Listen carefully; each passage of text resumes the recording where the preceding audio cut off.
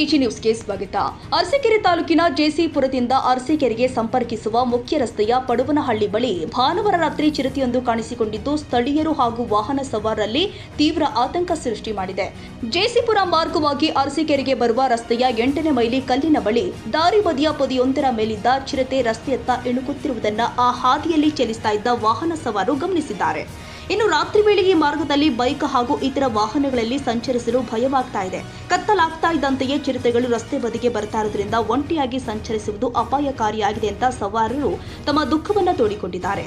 ಇತ್ತೀಚಿನ ದಿನದಲ್ಲಿ ಈ ಭಾಗದಲ್ಲಿ ವನ್ಯ ಮೃಗಗಳ ಹಾವಳಿ ಹೆಚ್ಚಾಗ್ತಾ ಇದ್ದು ಅರಣ್ಯ ಇಲಾಖೆ ಅಧಿಕಾರಿಗಳು ಕೂಡಲೇ ಕಾರ್ಯಪ್ರವೃತ್ತರಾಗಿ ಚಿರತೆಯನ್ನ ಸೆರೆ ಹಿಡಿದು ಬೇರೆಡೆಗೆ ಸ್ಥಳಾಂತರಿಸಬೇಕು ಅಂತ ಪಡುವನಹಳ್ಳಿ ಹಾಗೂ ಸುತ್ತಮುತ್ತಲಿನ ಗ್ರಾಮಸ್ಥರು ಒತ್ತಾಯಿಸಿದ್ದಾರೆ. ಚಿರತೆ ಪ್ರತ್ಯಕ್ಷವಾದ ಹಿನ್ನೆಲೆ ಸಾರ್ವಜನಿಕರು ರಾತ್ರಿ ವೇಳೆಯ ಸಂಚಾರದಲ್ಲಿ ಎಚ್ಚರಿಕೆ ವಹಿಸುವಂತೆ ಕೋರಲಾಗಿದೆ. Parvez Ahmad, Arsikere, AG news.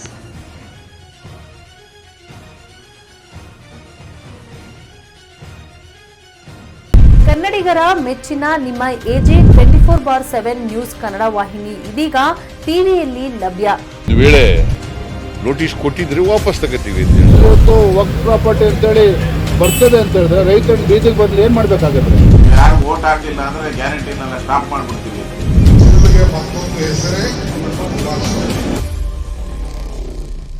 ಕರ್ನಾಟಕ ಮತ್ತು ದೇಶ ವಿದೇಶ 360 ಡಿಗ್ರಿ ಸುದ್ದಿ ಹಾಗೂ ಉತ್ತರ ಕರ್ನಾಟಕ, ಬೆಳಗಾವಿ, ಬಾಗಲಕೋಟೆ, ಧಾರವಾಡ, ಹಾವೇರಿ, ಗದಗ, ಬಿಜಾಪುರ ಜಿಲ್ಲೆಯ ಕ್ಷಣ ಕ್ಷಣದ ವಿವರವನ್ನ ಪಡೆಯುವುದಕ್ಕೆ ಎಜೆ 24/7 ನ್ಯೂಸ್ ಕನ್ನಡ ವಾಹಿನಿಯನ್ನ ಲೈಕ್ ಮಾಡಿ, ವಿಡಿಯೋಗಳನ್ನ ಶೇರ್ ಮಾಡಿ, ಕಮೆಂಟ್ ಮಾಡುವ ಮೂಲಕ ನಮ್ಮ ವಾಹಿನಿಗೆ ಸಹಕಾರ ನೀಡಿ ಮತ್ತು ಚಾನೆಲ್ ಅನ್ನ ಸಬ್ಸ್ಕ್ರೈಬ್ ಮಾಡಿ.